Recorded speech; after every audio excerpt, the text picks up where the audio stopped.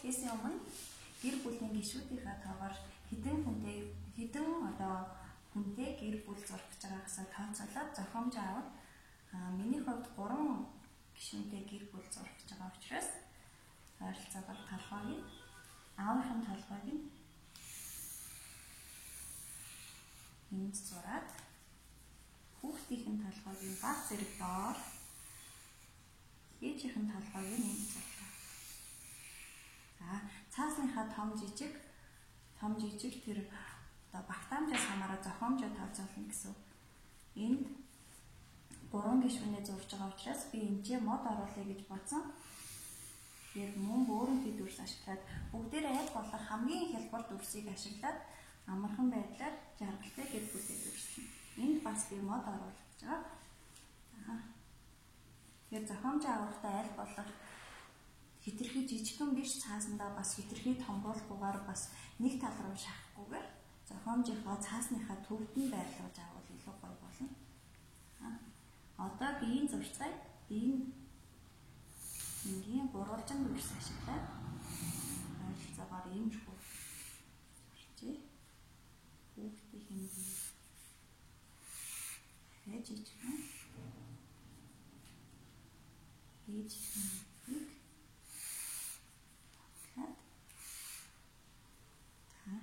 хөлнүүдийг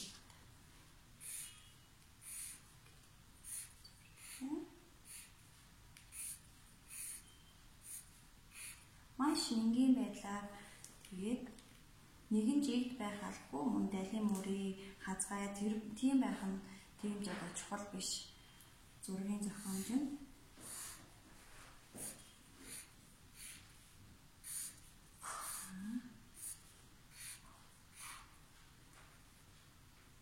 харандаагаар эхлээд одоо бид нар рисункээ гаргаж ин гэсэн хамгийн хөнгөн байдлаар харандаагаар өөрсдийнхөө зохиомжийн рисункийг гаргачаад зурж дуусныхаа дараа маркер ашиглаад тодруулж бодно шүү.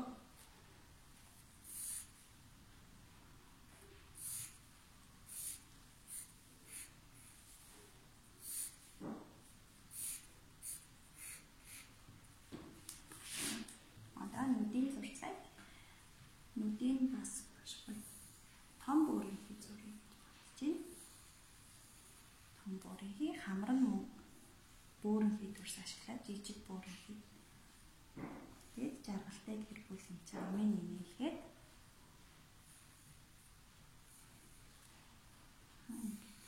хацрыг зургийг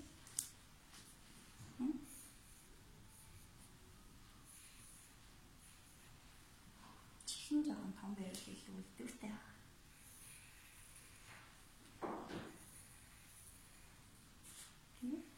Хамар зураад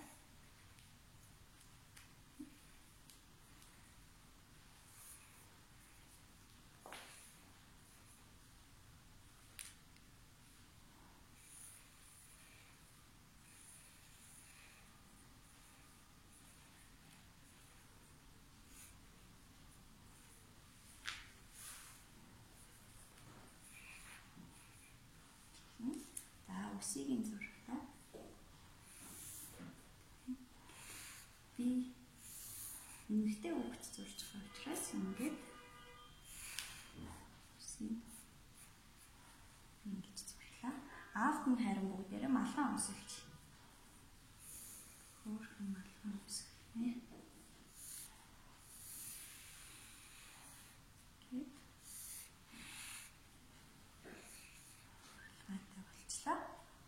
Гарыг энэ биш гаранд гурвалжин муу адил гурвалжин дүрсэлтэй руугийн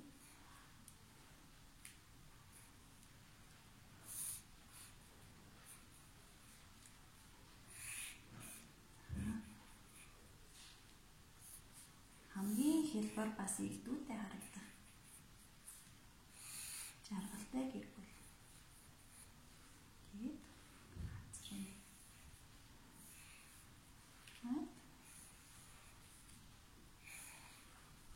Ээжийн үсгийн охинтой нэстэн зурнаа.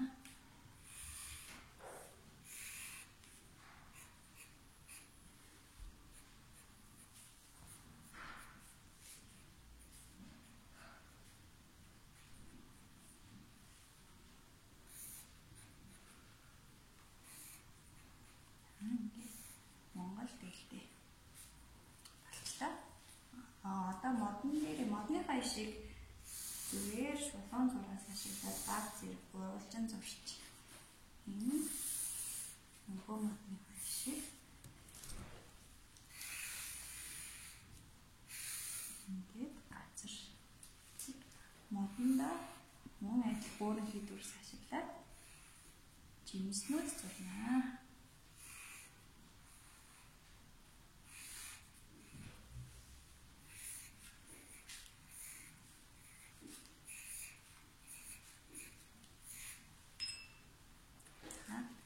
Энд нь нар зурлаа. Би нарыг хагас гүүрийнхээ хэлбэртэй оруулаад.